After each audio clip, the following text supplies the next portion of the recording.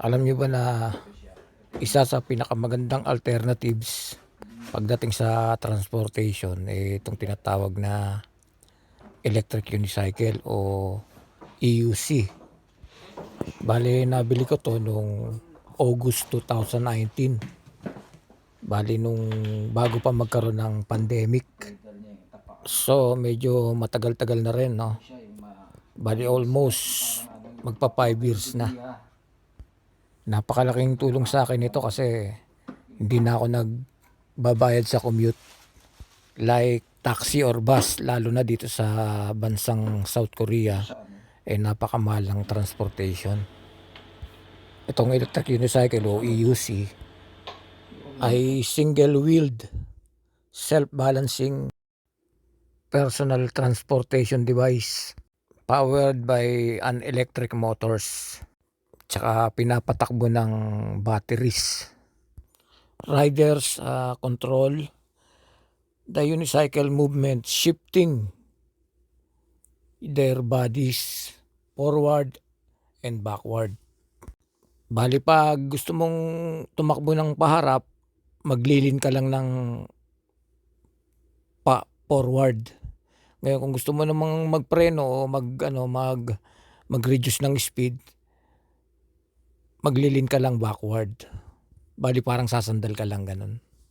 So, para sa akin, pag natuto kang mag-EUC, parang magiging parte na ng katawan mo yung isang gulong na yan.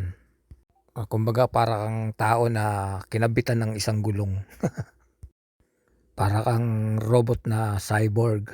Tsaka lamang ka na sa iba kasi sila maglalakad pa para makarating sa gusto nilang paroonan. Ikaw, sandali lang. 'Di ba? Papagulong mo lang yung yung EUC mo, andong ka na. Tsaka wala kang manibela dyan. Di katulad ng motor, bisikleta. Meron ka pang manibela, no? Dito sa electric unicycle, katawan mo lang tsaka isip mo lang yung nagpapatakbo. Kaya napaka-convenient. Pwede kang uminom ng kape habang nagpapatakbo ka. Pwede kang tumawag sa cellphone, mag-selfie, o pwede kang kumain, ganyan.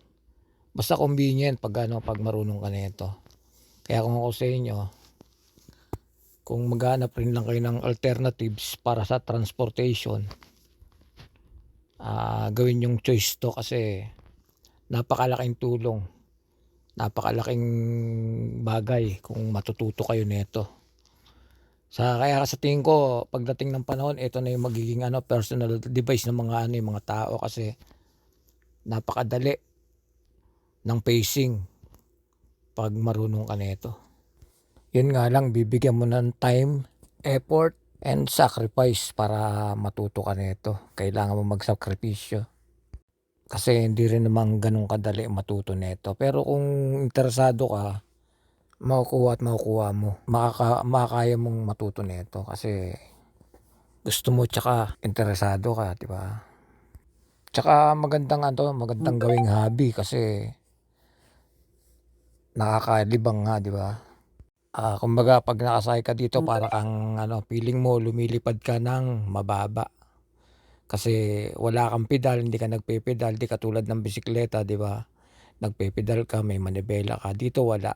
Nakasakay ka lang, nakapatong ka lang, para kang nasa magic carpet na lumilipad, yon. Ganun. Tsaka maganda pag meron kang ganito, yung oras mo, hawak mo. Hindi ka na maghihintay ng oras sa bus, di ba? Minsan kasi pag naghihintay ka ng bus, malilate ka kasi yung oras talagang kailangan makarating ka, di ba? Dito hindi. Pag alis mo ng bahay, sakay ka rito, diretso ka na kung saan ka. Yun.